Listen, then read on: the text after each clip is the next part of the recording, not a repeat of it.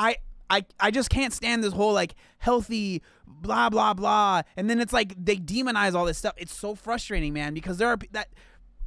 Why do we have to do this? Why does it always have to go from like sensible stuff, like everything else has been sensible, to all of a sudden demonizing all of this stuff?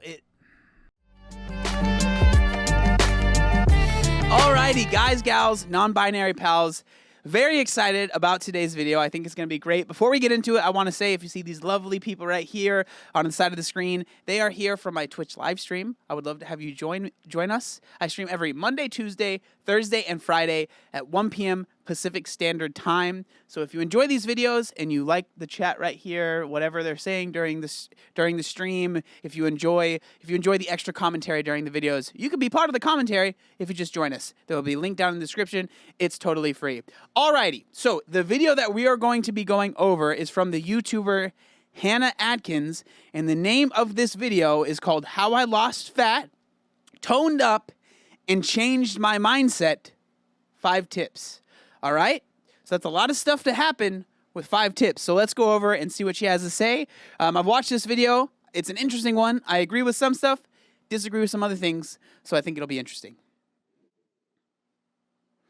Okay, so this was me in summer 2020, and this is me now. I guess you're probably thinking, okay, cool, you've lost a little weight and you've gained some muscle definition, which is true. Yum, yum, yum, yum. But let me tell you, the mindset changed, my energy levels, clear skin, and my happiness. That's the real glow up. It's so good. So what changed? Well, the truth is, lots. So I figured for the first time I'd actually sit down with you and tell you in detail what changed, why it changed, and how it can help you too. So it says right here, disclaimer, I am not a nutritionist. I am not prescribing a certain diet plan. I am simply sharing what has worked for me and my personal views. Alrighty? Very important that you remember that while you're watching this video, in my opinion. I am just going to dive straight into this by telling you, number 1, there is more in your food than carbs, fat, and protein, aka your macros. Such a buzzword when it comes to talking about the gym, diet, exercise, weight loss, muscle gain, blah, blah, blah. All anybody seems to talk about is your macros. And if you had have asked me maybe like 2 or 3 years ago, when I was training in the gym kind of 5 days a week, I would have also told you that I was following an if it fits your macros type of approach. I can't tell you how simplistic and problematic that approach is, in my opinion now. You could eat a diet of almost entirely processed foods and still fulfill your macronutrient goals. So this is correct. What I think, where I slightly disagree, and I don't even want to say disagree, but I feel like what's frustrating is that when people talk about macros, it always turns into, oh, you do if it fits your macros. So all you eat is Pop-Tarts and you eat really unhealthy foods, and as long as it fits your macros, then you're good. It's frustrating because while that is true, and there is an extreme group of people that do that and they love to promote it and they love to show like, look how unhealthy I'm eating and I'm still jacked and whatever. I agree that there are people like that. But I would say the vast majority of people that like to use macros or track macros or just anything like that, I think what most people like to do is they like to see what the macros are in the food that they're eating. And it's more about how do I maximize the macros that I have, right? That's the way that I like to look at it. Like, instead of how do I eat as much crap as possible to fit it into my macros, how can I maximize the macros that I have while still eating quote unquote healthy food, but not feeling, and this is really important, when macros became popular, so many people felt like they were kind of like a slave to chicken, broccoli, and rice, clean eating, right? So it was this side of the pendulum, and then there's this side where clean eating, chicken, broccoli, and rice, and then here is macros, Pop-Tarts all the time. So people went from here and they swung all the way over to the side of eating cakes and cookies and stuff all the time, but fitting it into their macros. What I think is important is to understand that you can still track your macros and not become obsessed with fitting as much junk into your macros as possible, okay? I just wanted to say that. That is so far from a healthy, holistic, balanced approach. I think a lot of people, including me, used to think I was having a balanced diet because I got a good split of carbs, protein, and fats. There is just so much more to it than that. So honestly, I do agree with that, right? Like, I think it is a mistake to think that you have a balanced diet and all you are looking at is your macros, right? Like, you might have a balanced macro split, but just because you have a balanced macro split does not mean you have an all-in-all balanced diet. There is a very different, like, there's a disconnect that I think people don't realize between a diet for just losing weight or aesthetics and a diet for general health. There's a lot of overlap, but if you're only worried about aesthetics, there are things that you can do in your diet that are not going to be healthy, but will still result in you looking aesthetic. So I think that's really important as well. Honestly, my first and biggest piece of advice is please educate yourself on the topic of nutrition. And I don't mean go and watch your favourite influencers Q&A on their Instagram stories where they basically give you their opinions. And I guess you're probably thinking that is kind of hypocritical, but I'm not claiming to be an expert. I'm not an expert. Read books by experts, listen to podcasts, watch TED Talks. There are so many ways. Watch YouTube videos by these experts. I'm going to tell you some of my favourites, and I would say the most life-changing thing that I actually heard, I listened to him do a Google talk. This is really when my mindset fully shifted. It's a guy called Michael Greger, I want to say. And I've spoken about him before on my channel, so you may have heard me say that. And he has a book called How Not to Diet, or I've heard it called How Not. So what it says right here, it says, New York Times bestseller, How Not to Die. Discover the foods scientifically proven to prevent and reverse disease.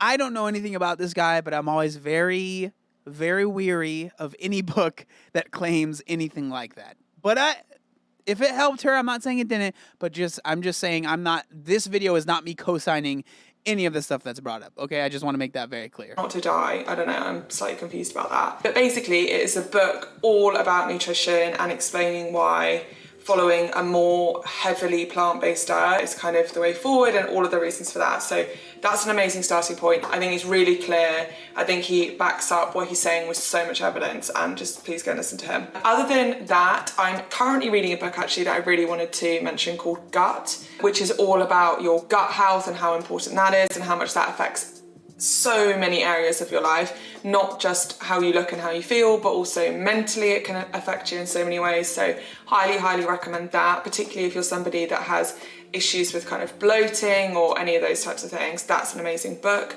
And then if you want kind of more easily digestible and more diverse sort of information, I always talk about the Deliciously Ella podcast because she gets such amazing expert guest speakers on, and they talk about everything from nutrition, exercise, mental health, so many different things. So cannot recommend Deliciously Ella's podcast more. So with like the gut health stuff, I mean, to be completely honest, I don't have much to say about it. I am not an expert on that topic at all. It's definitely a very popular thing that has become very popular the past few years. You know, if that's something that you're interested in, feel free to go look it up. I have no idea about it. It's not something that personally for me is all that important. There are so many other resources out there, but I just wanted to give you 3 varying different types on 3 sort of similar but different topics, just to start. But yeah, my first point is please educate yourself about why what we eat affects so much more than what we look like or whether we have abs. Okay, so my second point is about moving your body, so exercise. I know I'm not the first person to say this, but I cannot stress enough how much there is not a one-size-fits-all approach to exercise, as much as your favourite fitness Instagrammer will try and tell you or sell you their program. She's like, F all these influencers, dog. Hey, we're bringing them down in this video. I'm here for it. I like it. I mean, I'm down with it. I think that, I mean, this is stuff that I've said many times. Exercise find something that you enjoy doing, period. That is the most important thing. Find something that you like to do and do that thing. It doesn't have to be running. It doesn't have to be CrossFit. It doesn't have to be bodybuilding. It doesn't have to be doing this split. It doesn't have to be doing this. Whatever you do, whatever you can find that you enjoy that will become sustainable for you is the most important thing. Period, right? When it comes to working out, in my opinion. There is not a one-size-fits-all approach. You don't need to be doing HIIT 5 times a week. You don't need a heavy weight training split 6 days a week. You don't need to do hot yoga or running, or there's no prescribed way of doing exercise that is more effective or better than another. You need to find the type of exercise that A, you enjoy, and B, is sustainable for you. So for me, I've tried all of those things above. I've tried for actually years, for a good 3, 4, probably 5 years. I had like a really strict, a lot of the time, gym split. So I would train lower body twice a week, upper body once a week, etc., etc. I basically just burnt out. I literally just burnt out, and I got to the point where I resented the gym. I hated going. I had massive guilt if I wasn't going. I really believed that if I didn't go and do the exact same split that I'd been doing for the last 3 years, that I would lose all of my progress, that I would gain weight, I would lose all my muscle. One thing that, I mean, I'm not saying that I disagree with her. I think that's one thing that's been interesting with the, the panini and everything that's gone on the past year and a half is people had to change their workout, right? You had no choice. We all had no choice. It was like, okay, well, I'm not going to the gym because it doesn't exist right now. So we're going to have to do something else. And it definitely showed me, like, I've never been at that point, but I was definitely like worried, right? Not being able to go to the gym. I was like, oh man, I don't know what this is going to be like. And so it was really nice that it showed me like, hey, it's like, it really is okay if you're not able to hit it like you normally can. So yeah. I just had such a toxic way of looking at things. One good thing that the pandemic did for me was retraining my mindset when it comes to that. I couldn't go to the gym, so I was experimenting with home workouts. I was going on long walks. I even tried going on runs at one point. Not for me. And throughout all of this, I slowly but surely realized my body really isn't changing that much. And actually, I now look forward to working out. It's something that I don't dread. It's something that I see as showing gratitude to my body. And for me, what I've realized is it works so much better if I'm doing multiple different types of exercise in a week. At the moment, my 2 preferred types of exercise are going for really long walks and doing kind of slow, gentle Pilates type movement. But basically, you do not need to do the same thing week in, week out to see results. You can wake up in the morning and think, what do I feel like today? Some days that might be a walk. Some days that might be super high intensity training. Some days it might be gentle yoga. Some days it might be nothing at all. And honestly, as long as you are keeping your body moving most days of the week, you're not gonna go wrong. Okay. So I agree, but at the same time, if you do like to have a routine that you like to stick to, there's also nothing wrong with that. I just want to put it out there. Okay, so my next point, I want to talk about substitutes. And no, this is not the part of the video where I tell you to drink Diet Coke instead of full fat Coke, or instead of having homemade banana bread, have a Fibre One bar, or whatever those things are that everybody talks about. I'm basically about to tell you pretty much the opposite. I personally don't buy anything that's labeled low fat, light, diet. The reason is because 9 times out of 10, the chemicals that they have added into that food so that it still tastes good without the sugar or without the fat are doing you so much more harm.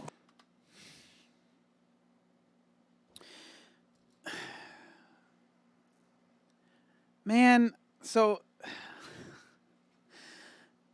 first off, I don't know what a full fat Coke is. I have never found one of those before. I knew that this was coming because when we talk about the gut health stuff, I know part of that is artificial sweeteners, artificial whatever. It's worse for you than full fat, full calorie soda, right?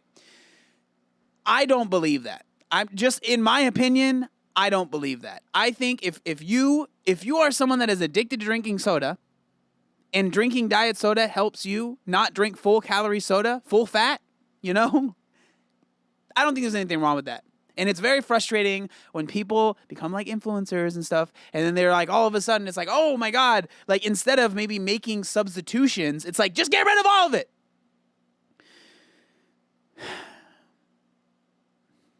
You're just going to keep going. I don't need to go on a whole rant. Y'all know how I feel. Than the sugar or the fat. Possibly they won't even aid your goals of weight loss or muscle gain or whatever it is that you're looking for. So let me tell you about my kind of substitutes. Okay, so that's frustrating. I'm sorry. But like saying that taking out possibly thousands, but definitely hundreds of calories every day in your diet from drinking soda and switching that with diet soda, telling people that that is not going to help them lose weight is a lie. That's a lie. That's not true. That's just not true. I'm sorry, but that's not true. I just can't stand this whole like healthy blah blah blah, and then it's like they demonize all this stuff. It's so frustrating, man, because there are that. Why do we have to do this? Why does it always have to go from like sensible stuff, like everything else has been sensible, to all of a sudden demonizing all of this stuff? Okay, let's go. My kind of substitutes are lentil pasta, pea pasta, chickpea pasta instead of white pasta, rye bread instead of white bread, dark chocolate in replacement of dairy milk. They're my kind of substitutes. And they're the kind of substitutes that I would recommend. Not all the time. Do I still eat white pasta? Yes, for sure, and I still love it. But they are some of the choices that I make, kind of 80%.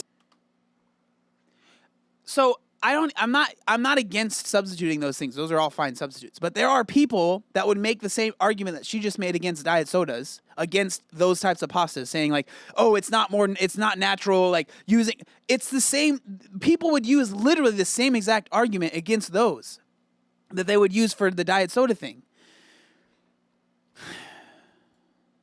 Of the time. The reason for that being is purely and simply because the nutritional value and the micronutrients in those substitutes are far better than in the kind of more processed alternatives. So when it comes to substitutes, do I believe in them? Yes. Do I believe in diet things, light things, half fat things? 9 times out of 10, they're probably doing you more harm than good.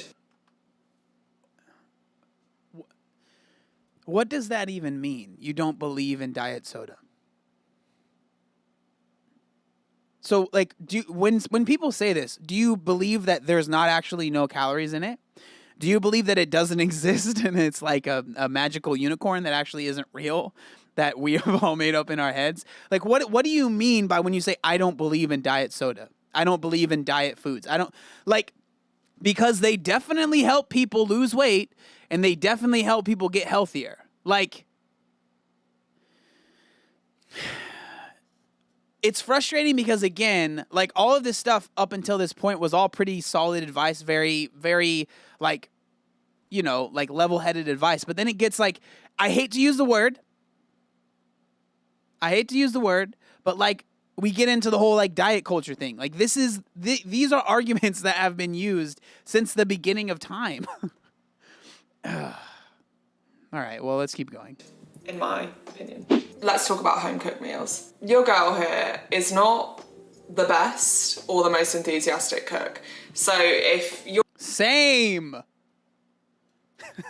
We're in the same boat, then I feel you. For me, cooking used to feel like so much effort, and because I wasn't very good at it, the end product just wasn't worth the effort. So I honestly used to be that girl getting delivery genuinely 5 nights a week. Over the last 12 months or however long COVID's been going on for now, one of the best things that I've done is take more time to try and learn new recipes and basically just teach myself to cook. And I've literally just done this through buying recipe books. I have Deliciously Ella's recipe books. I think they're really good because they're not just yummy, but they're like really, really healthy. She only uses like really whole ingredients. So big fan of her. She's also got a really cool app, which I've spoken about before, that has all the recipes on there. And I think it's literally, this is not an ad, it's genuinely helped me. I think it's literally like 99p a month, so maybe check out her app. The reason why learning to cook is so key is because eating home cooked food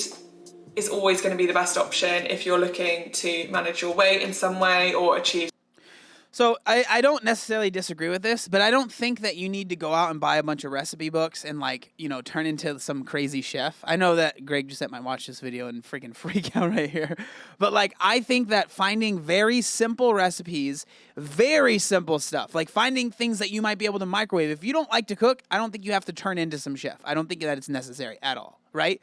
Finding staple meals that you enjoy that are easy to make, especially if you don't like cooking, find stuff that is easy to make, that doesn't take much time, that still tastes good. There's nothing wrong with that. You do not need to turn into a chef when it comes to, eating food or cooking food, right? But at the same time, I don't think that getting takeout needs to be like demonized in a way either, because there is certainly good options if you're not able to cook for yourself, and you shouldn't feel like if I eat out, that is automatically like I am automatically making a mistake. I don't like the way that that's framed. Like there's nothing wrong with eating out, but eating at home most of the time is probably going to be a little bit cheaper and might be a little bit lower in calories, right? If you're being aware of what you're cooking with and stuff, right? But it doesn't mean that it's necessarily better or worse. It's just a different choice.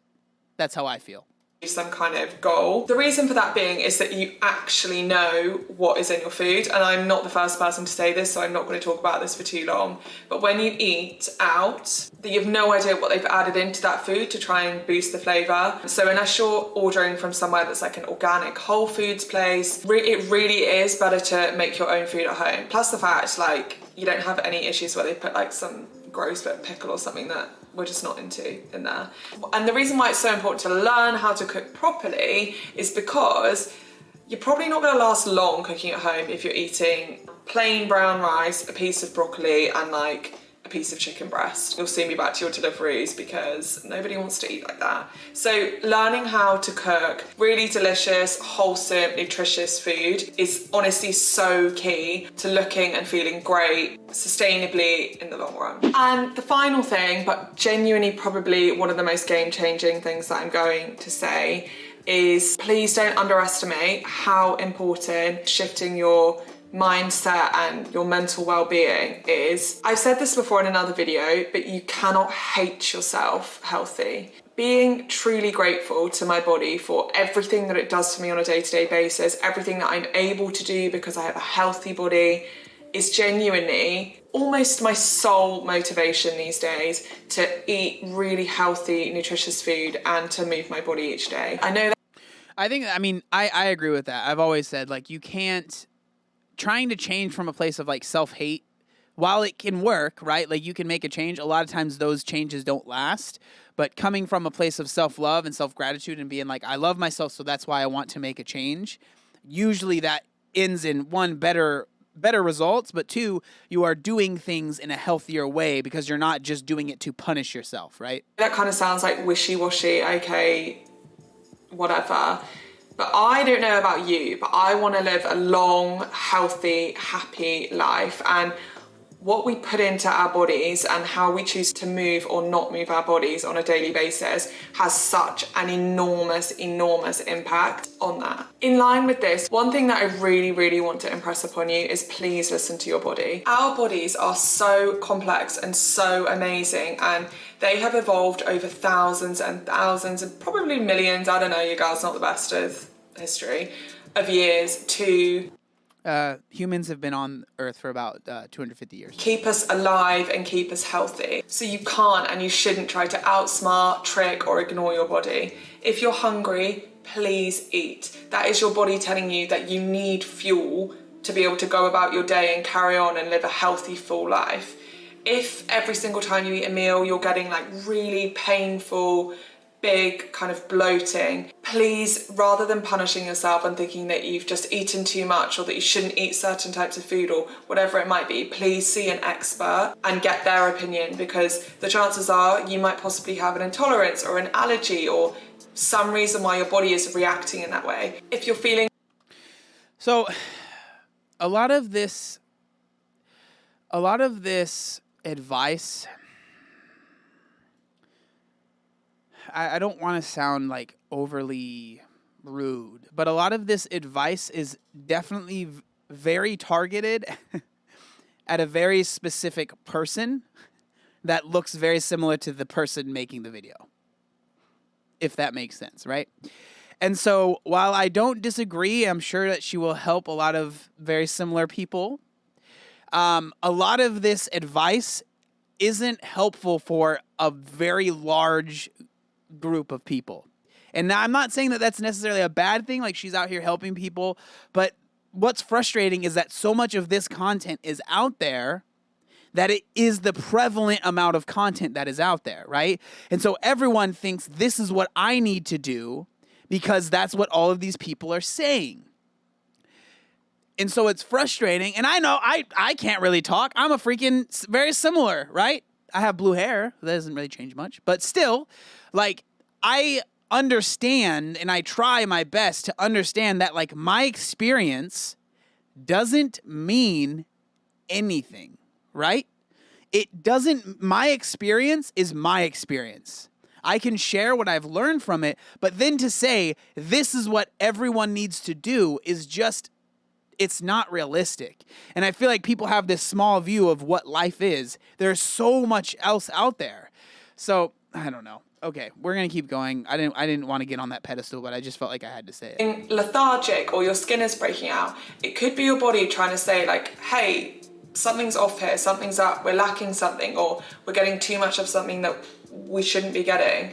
Anything our body does, whether it's bloating, whether it's our tummy's rumbling, it's trying to tell us something. And please just don't ignore that. So that's kind of everything that I wanted to talk about today. Next time you're looking in the mirror and you're thinking, I hate this aspect of my body, I don't like that aspect of my body, just take the time to genuinely appreciate everything that your body does for you outside of what it looks like. And I probably would have just thought whatever if I'd heard that a couple of years ago. Okay, so that's pretty much it. Then it goes into like just nothing that's really about what I want to talk about. So, yeah, I don't know. I think that I kind of summed it up with what I just said, but also like bloating is a normal thing. I just want to make that very clear. Bloating happens to everyone, and it's not it's not like a terrible thing. It's not like if you get bloated, your body is breaking down on you, and like bloating is very normal. It is a very normal thing that happens to everybody, okay? So like it happens. It's not like you don't need to, like, if it's like really painful and stuff and it's happening like really bad, then yeah. But like if it's just happening after you eat, that's very normal. All right, I want to make that clear.